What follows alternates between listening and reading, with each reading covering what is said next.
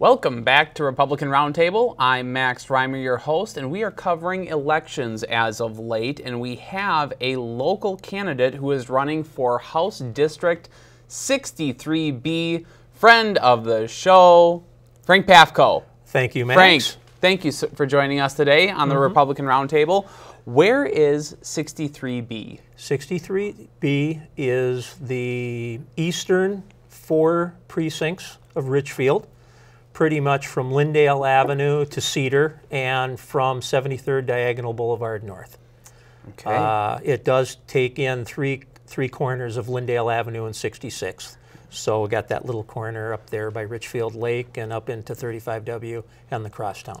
So for those who don't know Frank Pafko, who are you? What's your background? Why are you running for this seat? I've lived in this district, either South Minneapolis or Richfield, for more than 60 years. Okay. I grew up, graduated from Roosevelt High School, graduated the University of Minnesota and worked for the state of Minnesota for 36 years, 34 of those for the Minnesota Department of Transportation. Started out as a seasonal laborer and retired as Chief Environmental Officer, Director of the Environmental Office for MnDOT. So I've got a lot of governmental experience. I've been active in politics in Richfield and in South Minneapolis. 63B also goes into South Minneapolis. I've got the airport, Fort Snelling, the VA hospital, up to Lake Nokomis and just south of Minnehaha Parkway. Okay. So 63B, why this seat and why run for it now, Frank? Why I want to run is better government. I've spent my career in government. I know how you can run government well, and what I have seen is that on all levels, government has been failing the citizens of Minnesota. In particular, over the last 8 years, we have had so many failures of government. Right now, we're on the 1-year anniversary of the rollout of MNLARS, which is the Minnesota Licensing and Registration System for vehicles. It's been a mess. Titles have taken months. The clerks over at Richfield City Hall just have to work overtime in order to get these things done. That has been a mismanagement failure of government. Before that, it was the MNsure rollout. That has been a failure. Higher premiums. People couldn't get on the system who wanted to. Still not sure after what, 4 years, if the system is still working as optimum as they promised. That was failures of state government. It goes back to the early days of the Dayton administration. Viking Stadium was supposed the state share was supposed to be paid for by proceeds from electronic pull tabs. It's on our property taxes now because that failed. Then we had the DFL appointed Viking Commission who were using their suites for their own personal enjoyment instead of generating revenue to help pay off that system. And we're coming now into the failure of elder care to investigate elder care abuse. We had the veto of the tax conformity bill, which accountants and I think business owners know about it now, but the individual taxpayers are going to know how bad it is once they start to prepare their 2018 taxes.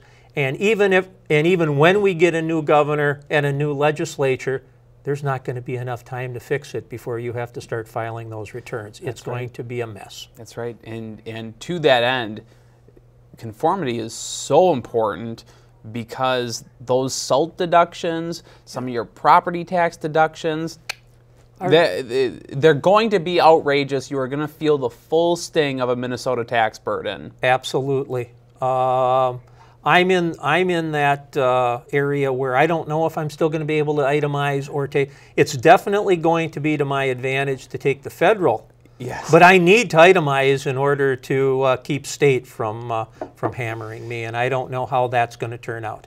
That's right. So you being in government for as long as you have been and seeing some of the inefficiencies within the system in and of itself, Frank, how do you make a difference as one member of a much larger house? I've shown that I can work across the aisle. I can work with both sides to accomplish. I spent 4 years as North Area Manager for the Minnesota Department of Transportation, developing highway projects in Ramsey and Anoka County. I went from ultra-conservative Phil Krinke to ultra-liberal Alice Hausman, and I dealt with all of them. I was able to develop projects, give service the information that they needed.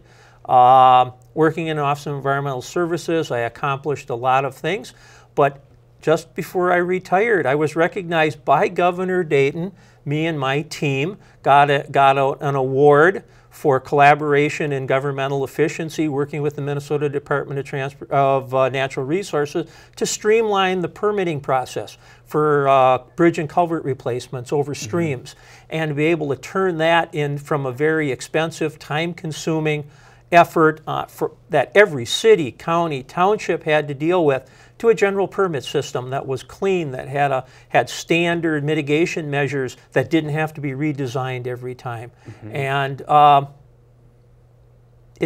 system can work if you sit down and work through it, and dealing with regulations. That was my main job for 34 years, was trying to figure how to get highway projects through the environmental permit regulatory process, and I was very successful at that. It strikes me, we just came up on the anniversary of the I-35W bridge collapse, and you were working for MnDOT at the time when that happened, I correct? was Chief Environmental Officer, yes.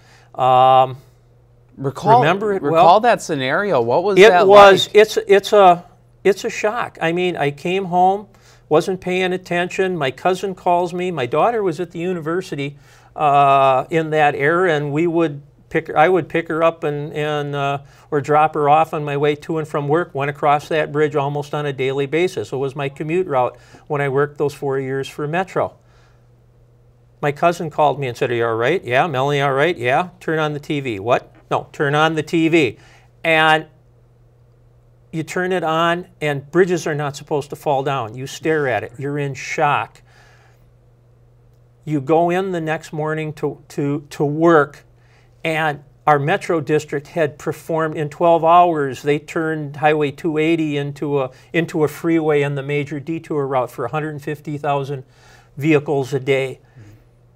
But the one thing that really strikes me is that morning, where people in the central office, without being told, kind of just said, "We're going to have to replace that bridge.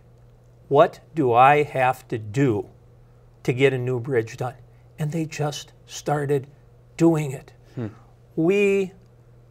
Government became efficient. Government became efficient. I am incredibly proud of the team I had in the Office of Environmental Stewardship. We've just had the 1-year anniversary of opening of the St. Croix River Bridge. I worked on that for 30 years to get it through the environmental system, through 2 lawsuits, a couple of EIS processes.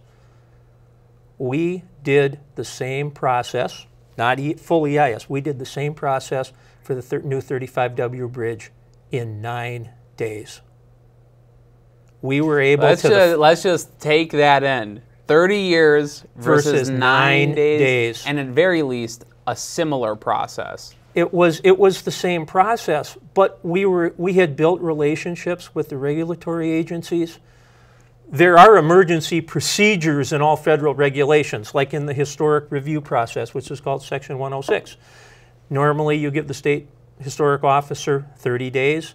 In an emergency, it can be they have to turn it around in 7. SHPO turned around the approval for us, I think, in 18 hours.